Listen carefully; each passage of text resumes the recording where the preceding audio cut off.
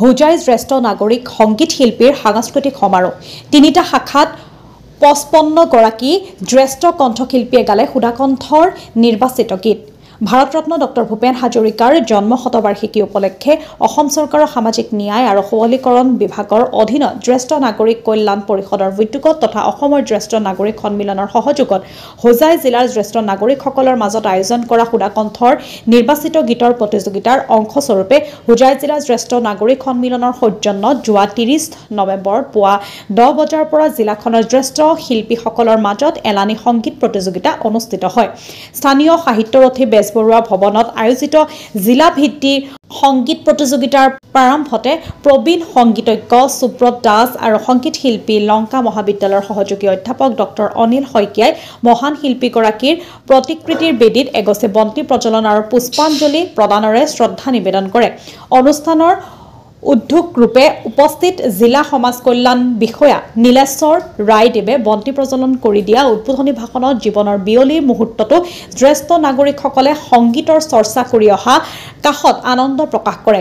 তেখেতে জ্যেষ্ঠ নাগৰিকসকল দেশৰ সম্পদ বুলিও অভিহিত কৰে। তিনিটা বিভাগত আয়োজিত সংগীত প্ৰতিযোগিতাৰ প্ৰতিটো শাখাতে হোজাই, লংকা, যমুনামুখ, শ্ৰীমন্ত শংকৰদেৱ নগৰ, কাকি 1 নং, 2/3 নং, কাকি আৰু দলপুখুৰী অঞ্চলৰ 17-18 গৰাকী প্ৰতিযোগীয়ে অংশগ্ৰহণ কৰি অনুষ্ঠানটো বিশেষ মাত্ৰা প্ৰদান কৰে। প্ৰতিযোগিতাৰ অন্তত বিচাৰকৰ সিদ্ধান্তক্ৰমে সুধাকণ্ঠৰ বোলছবিৰ গীতৰ শিতানত যথাক্ৰমে বিন্দিয়া কৌৰৱ প্ৰথম, মাকুম সিং দ্বিতীয় আৰু কিৰণ চন্দ্ৰ শইকীয়াই তৃতীয় স্থান লাভ কৰে। সেইদৰে ভূপেন হাজৰিকাৰ দ্বাৰা ৰচিত সুৰাৰোপিত আৰু কণ্ঠদান কৰা গীতৰ শিতানত যথাক্ৰমে কিৰণ শইকীয়া প্ৰথম, মীনাৰাম আৰু দ্বিতীয় আৰু গৌতম দেই তৃতীয় স্থান লাভ কৰে। অন্য গীতিকাৰৰ গীতৰ শিতানত প্ৰথম মাকুম সিং, দ্বিতীয় গৌতম দে আৰু তৃতীয় স্থানত কিৰণ শইকীয়া স্থান লাভ কৰি হোজাই জিলাৰ পৰা ৰাজ্যিক সংগীত প্ৰতিযোগিতাত অংশগ্ৰহণৰ বাবে যোগ্যতা অৰ্জন কৰিছে। হোজাই জিলা জ্যেষ্ঠ নাগৰিক সন্মিলনৰ সভাপতি কৃষ্ণ কুমাৰ শৰ্মা আৰু সাধাৰণ সম্পাদক অনুপ কুমাৰ বৰঠাকুৰে বিবৃতিৰ যোগে প্ৰতিগৰাকী জ্যেষ্ঠ সংগীত শিল্পী, বিচাৰক আৰু সংগীত প্ৰেমী ৰাইজক অনুষ্ঠানটি সাফল্যমণ্ডিত কৰাৰ বাবে কৃতজ্ঞতা জ্ঞাপন কৰে। পশ্চিম কাৰ্বি আংলঙৰ পৰা নাৰায়ণ বৰুৱাৰ ৰিপৰ্ট, নিভাজ অসম লাইভ। সামাজিক ন্যায় আৰু সবলীকৰণ বিভাগৰ অন্তৰ্গত জ্যেষ্ঠ নাগৰিক কল্যাণ পৰিষদৰ উদ্যোগত আৰু অসম জ্যেষ্ঠ নাগৰিক সন্মিলনৰ সহযোগত গোটেই অসম জুৰি এইবাৰ সুধাকণ্ঠ ডক্টৰ ভূপেন হাজৰিকাৰ জন্ম শতবাৰ্ষিকীৰ লগত সংগতি ৰাখি জ্যেষ্ঠ নাগৰিকসকলৰ মাজত এলানি ভূপেন্দ্ৰ সংগীত প্ৰতিযোগিতাৰ আয়োজন কৰিছে।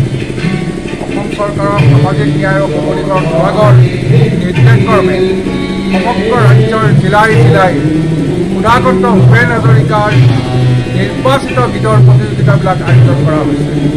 হোজাই জিলা জ্যেষ্ঠ নাগৰিক সন্মিলনো আজি 30 নৱেম্বৰ তাৰিখে সাহিত্যৰথী বেজবৰুৱা ভৱনত জিলাখনৰ জ্যেষ্ঠ নাগৰিকসকলৰ মাজত ভূপেন্দ্ৰ সংগীতৰ নিৰ্বাচিত গীতৰ প্ৰতিযোগিতামূলক অনুষ্ঠানটি আয়োজন কৰা হৈছে।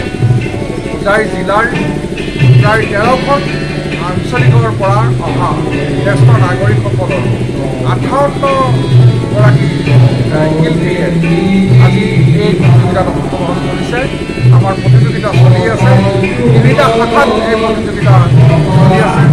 ইয়াত আজি প্ৰথম, দ্বিতীয় আৰু তৃতীয় স্থান পোৱা কণ্ঠশিল্পীসকলক পৰৱৰ্তী পৰ্যায়ত গুৱাহাটী ৰাজ্যিক পৰ্যায়ত অনুষ্ঠিত হ'বলগীয়া ৰাজ্যিক জ্যেষ্ঠ নাগৰিকৰ সংগীত প্ৰতিযোগিতালৈ প্ৰেৰণ কৰা হ'ব আৰু তাত ৰাজ্যিক পৰ্যায়ৰ প্ৰতিযোগিতাত শ্ৰেষ্ঠতা অৰ্জন কৰা সকলক অসম চৰকাৰৰ সামাজিক ন্যায় আৰু সবলীকৰণ বিভাগৰ দ্বাৰা পুৰস্কৃত কৰা হ'ব।